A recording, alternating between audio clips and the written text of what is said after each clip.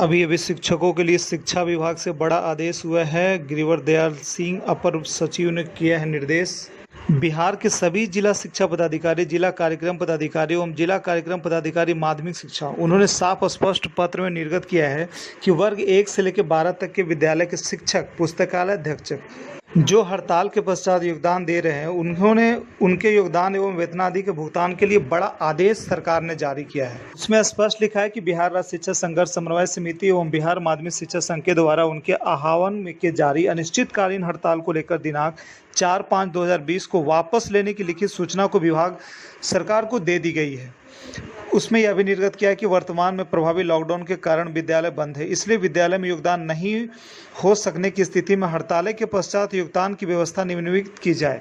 मतलब कहने का मतलब है कि सरकार ने शिक्षकों की योगदान करने के लिए अलग अलग नियम बना दिए हैं। आपको बता दें, पहला नियम यह है कि माध्यमिक शिक्षक, उच्च माध्यमिक शिक्षक, पुस्तकालय, जिला कार्यक्रम पदाधिकारी के कार्यालय अथवा माध्यमिक उच्च माध्यमिक विद्यालय जिस प्रखंड में हो, उस प्रखंड में ही प्रखंड शिक्षा पदाधिकारी के समक्ष योगदान दे सकते हैं। दूसरी बात उन्होंने यह भी कहा कि प्रखंड शिक्षक संबंधित प्रखंड शिक्षा पदाधिकारी के कार्यक्रम अथवा जिला कार्यक्रम पदाधिकारी स्थापना के कार्यालय में योगदान कर सकते हैं।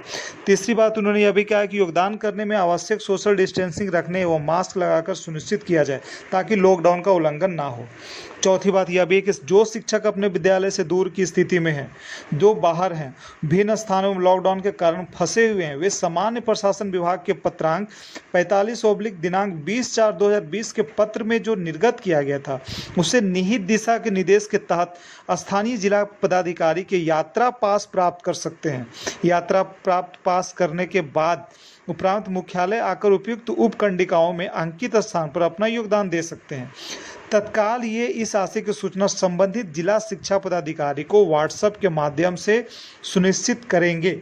साफ तौर पे स्पष्ट किया गया है कि जो भी शिक्षक अपने ब्लॉक में है, अपने बीओ के पास योगदान दें, जो जिला स्तर पे हैं वो जिला शिक्षा कार्यक्रम पदाधिकारी को दें। जो शिक्षक घर से बाहर हैं उनको घबराने की कोई बात नहीं है, वे व्हाट्सएप के माध्यम से भी योगदान दे सकते हैं।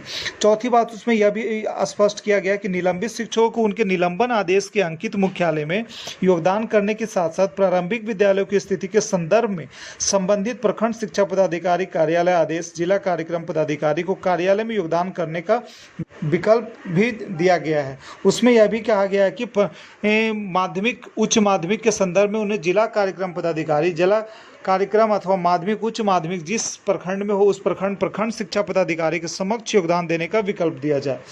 तीसरी मुख्य बात है वेतन से संबंधित कि वेतनादि के भुगतान के संबंध में निम्नांकित व्यवस्था की जाए। जिन शिक्षकों की फरवरी माह 2020 का कार्यरत अवधि का वेतनादि का भुगतान लंबित हो, उससे वेतनादि का भुगतान अविलंब सुनिश्चित कराया जाए।